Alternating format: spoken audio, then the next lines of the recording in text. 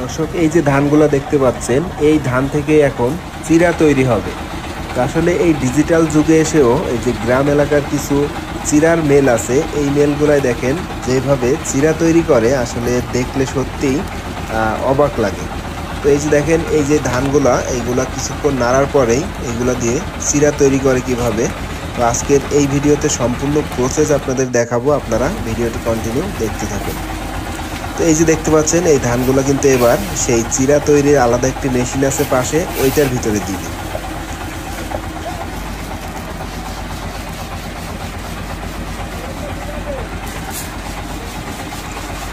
এই যে দেখতে পাচ্ছেন, এই মেশিনটার ভিতরেই এবার এই ধানগুলা দেওয়ার পরে কিন্তু ধীরে ধীরে কিভাবে চিড়া তৈরি হয়ে যায়, শুধু একটু দেখতে থাকুন।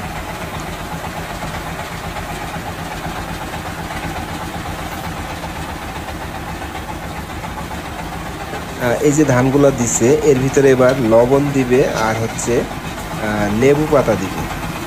দেখেন সব কিছু দেওয়ার পরে কিভাবে চিড়া তৈরি হয়।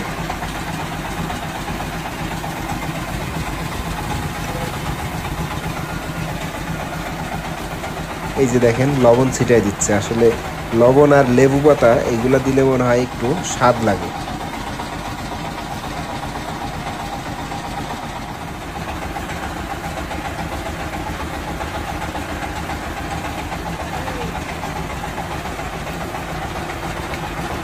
আসলে রমজান মাস আসলেই কিন্তু এই চিড়া তৈরির ব্যাপক একটা ভিড় জমে যায়।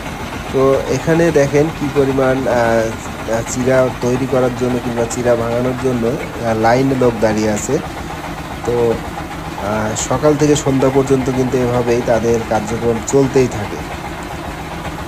প্রায় কাছাকাছি চলে আসছে, চিড়া প্রায় হয়ে গেছে।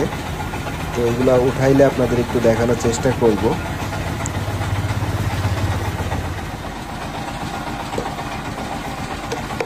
এই যে দেখেন, এগুলা কিন্তু অলরেডি হয়ে গেছে চিড়া, এই যে বস্তায় ভরতেছে।